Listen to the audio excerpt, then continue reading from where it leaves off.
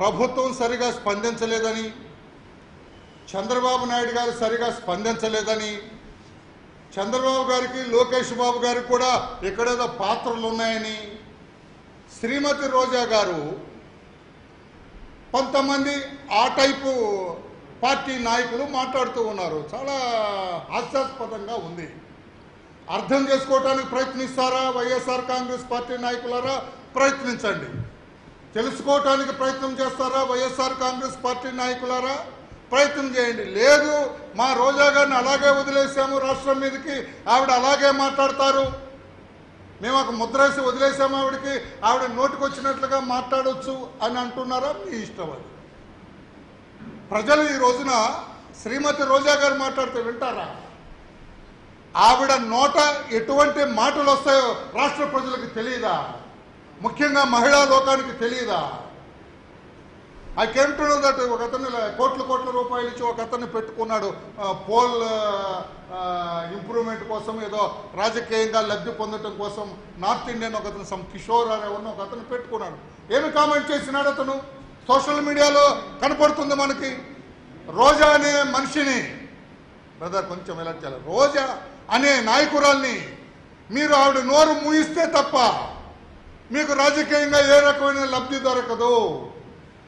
మీరు రోజా గారిని అలాగే రోడ్డు మీద వదిలి రాష్ట్రం మీద వదిలితే మీ పార్టీకి నష్టమే కానీ లాభం ఉండదు అని అతను రిపోర్ట్ ఇచ్చింది నిజం కాదా? రోజా గారి యాక్చువల్ పరిస్థితి చెప్పినాడు. I have to appreciate that gentleman. Roja garu 10 మందిలోకి వెళ్ళి మాట్లాడితే వైఎస్ఆర్ కాంగ్రెస్ పార్టీకి లాభమా నష్టమా అనేది అతను కరెక్ట్గా బేజీలు వేసినారు. ఆమెను అలాగే మీరు మాట్లాడిస్తే ఎప్పటికే సంవత్సర కాలం పాటు ఆవిడ బిహేవియర్, ఆవిడ రూడ్ బిహేవియర్ కావచ్చు, ఆవిడ హావభావాలు కావచ్చు, అశ్లీలత గోచరించే హావభావాలు కావచ్చు, వీటన్నిటి మీద కూడా సంవత్సర కాలం పాటు సస్పెండ్ అయినారు. మరలా శాసనసభలో అడుగు పెడతారో లేదో అన్న నమ్మకం కనపడుతుంది. ఇప్పుడు కొత్తగా కౌన్సిల్ని ఆవిడ కించపరుస్తున్నారు. అక్కడేమో రాబోతుందో ఎవరికి తెలియదు. ఈ రకంగా ఆవిడ నేను ఒక్కటే అడుగుతున్నాను శ్రీమతి రోజా గారు, ఆ రోజున రాజశేఖర రెడ్డి గారు ముఖ్యమంత్రిగా ఉన్నప్పుడు తన అల్లుడు క్రైస్తవ మత బోధకుడైన బ్రదర్ అనిల్ కుమార్కి ఖమ్మంలో 1,40,000 ఎకరాలు అతనికి అప్పచెబితే మీరు నేను ఇద్దరం కూడా ఖమ్మంలో ప్రెస్ మీట్ పెట్టి రాజశేఖర రెడ్డి గారిని ఆ ప్రభుత్వాన్ని దుయ్యబెట్టినాము. ఒకే ప్రెస్ మీట్లో మన ఇద్దరం కూడా ఆ రోజున రాజశేఖర రెడ్డి గారిని, ఆ పార్టీని, ఈ బ్రదర్ అనిల్ కుమార్ క్రైస్తవ మత బోధకుడైన బ్రదర్ అనిల్ కుమార్ని మనం దుయ్యబట్టలేదా? ఆ రోజున ఏమన్నారు మీరు రాజశేఖర రెడ్డి గురించి? ఆనాటి ముఖ్యమంత్రి రాజశేఖర రెడ్డి గారు ఏ రకంగా మాట్లాడినారు? ఎంత అవహేళన చేస్తూ మాట్లాడారు? నువ్వు ఒక నాయకుడు అని ప్రశ్నించింది మీరు కాదా రోజా గారు? నీలాంటి అవినీతి పరుడు భారతదేశంలో లేడు రాజశేఖర రెడ్డి అన్నది మీరు కాదా రోజా గారు? మీ అల్లుడికి 1,40,000 ఎకరాలు కట్టబెడతారా? ఇదేమి న్యాయం ముఖ్యమంత్రి రాజశేఖర రెడ్డి గారు అని అన్నదే మీరు కాదా?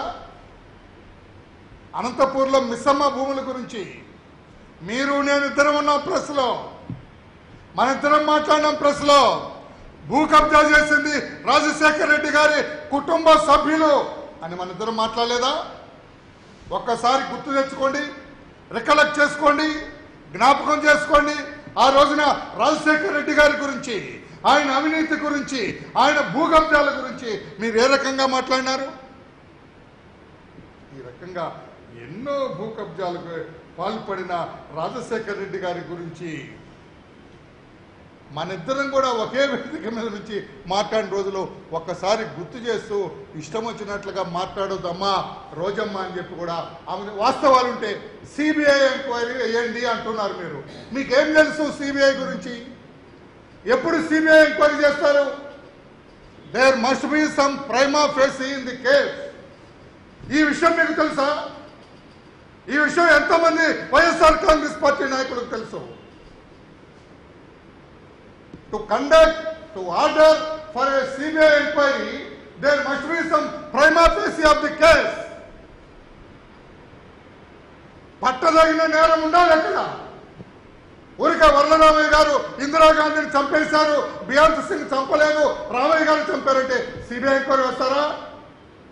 ఎంక్వైరీ జరగాల. ఇనిషియల్గా ప్రైమా ఫేసి ఉందో లేదో ఆ రిపోర్ట్లో కనుక్కోవాలి. వరలరామయ్య రోజు ఎక్కడున్నాడు? విజయవాడలో ఉన్నాడు, ఢిల్లీలో ఎలా చంపుతాడు? ఇవన్నీ తెలుసుకొని వెళ్ళాలి. కానీ ఈ రకంగా మాట్లాడితే ఏమి న్యాయం అమ్మా? లోకేష్ బాబుకి దీనికేం సంబంధం? కుర్రాడు తను పని చేసుకున్నాడు, బ్రహ్మాండంగా పేరు తెచ్చుకున్నాడు, కష్టపడి పనిచేస్తున్నాడు. ఈ రోజున అడిగిన వాళ్ళకి లేదనకుండా తాగునీరు సరఫరా చేస్తున్నాడు. ఒక కాల్ సెంటర్ పెట్టి దాని ఫోన్ కొడితే అరగంటలో మంచినీళ్ళు వస్తేటట్లుగా చేసిన లోకేష్ బాబు గారి గురించి అవాకులు చెవాకులు మాట్లాడటం కరెక్టా రోజమ్మా అని నేను అడుగుతున్నా. చంద్రబాబు గారికి ఏం సంబంధం ఈ భూముల గురించి? ఇది కరెక్టా రోజమ్మా అని నేను అడుగుతున్నా. సిట్ వేసినారు, రెవెన్యూ ఉన్నారు, పోలీసులు ఉన్నారు, ఇతర డిపార్ట్మెంట్స్ వాళ్ళు ఉన్నారు. వాళ్ళంతా కూడా ఏమైంది ఇక్కడ? ఎన్ని ఎకరాల భూమి కబ్జాకు గురైంది? ఈ కబ్జాలో ఎవరెవరు ఉన్నారు ఏంటంటే ఒక ప్రైమరీ రిపోర్ట్ తయారు చేస్తారు, ఒక ప్రిలిమినరీ రిపోర్ట్ తయారు చేస్తారు. దాని మీద ప్రభుత్వం నిర్ణయం తీసుకుంటుంది. ఆ రిపోర్ట్ క్యాబినెట్ సబ్ కమిటీకి ఇస్తారు. క్యాబినెట్ సబ్ కమిటీ ఒక నిర్ణయం తీసుకుంటారు దాని మీద. సిబిఐ సిబిఐ సిబిఐ అంటే మీ నాయకుడిని అరెస్ట్ చేసినప్పుడు సిబిఐ పనికిరాదు. మీ నాయకుడిని 16 నెలలు చెంచలగూడలో చెప్పకూడదు తినేటట్లుగా పంపిస్తే సిబిఐ వద్దు. ఆ రోజున మీ నాయకుడి మీద 11 ఛార్జ్ షీట్లు వేస్తే సిబిఐ వద్దు.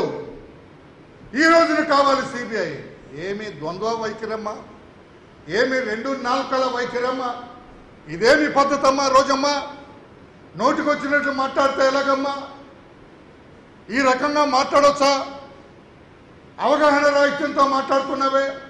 గతంలో నీవు మాట్లాడిన మాటలకి నీవే కాంట్రడిక్షన్ చేస్తున్నావే.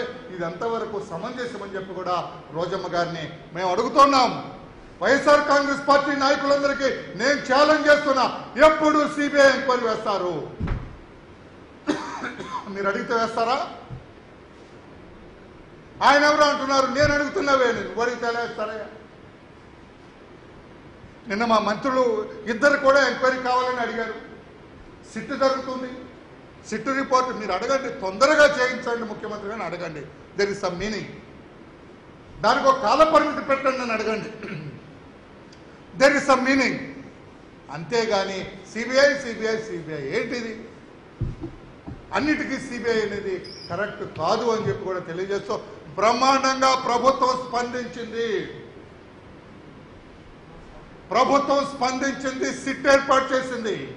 ఎంత పెద్దవాడైనా వదిలేది లేదని సాక్షాత్తు రాష్ట్ర ముఖ్యమంత్రి చంద్రబాబు నాయుడు గారు చెప్పడం జరిగింది. What else you want? ఎంత పెద్దవాడైనా వదిలేది లేదు, ఏ స్థాయి మనిషి అయినా వదిలేది లేదని చంద్రబాబు గారు చెబుతుంటే నీకేంటి అభ్యంతరం? ఒకవేళ మీ వాళ్ళు ఉంటే వాళ్ళ భాగవతం కూడా బయటకు వస్తుంది, వాళ్ళు ఉంటే వాళ్ళ భాగవతం బయటకు వస్తుంది, ఒకవేళ మా వాళ్ళు ఎవరు ఉంటే అది కూడా బయటకు వస్తుంది. ఏమీ రహస్యం ఉండదు. పోనీ మీకు if you have any evidence వెళ్ళండి సిట్ దగ్గరికి. ఇదిగో సాక్ష్యం, ఇదిగో వరలరామయ్య ఇక్కడ 100 ఎకరాలు కొట్టేశాడు, ఇదిగో సాక్ష్యం అని ఇవ్వండి. మీకేమి అభ్యంతరం ఉంది? వెంటనే ప్రెస్కి చెబుతారుగా, ఇదిగో సాక్ష్యాలను చూపించండి.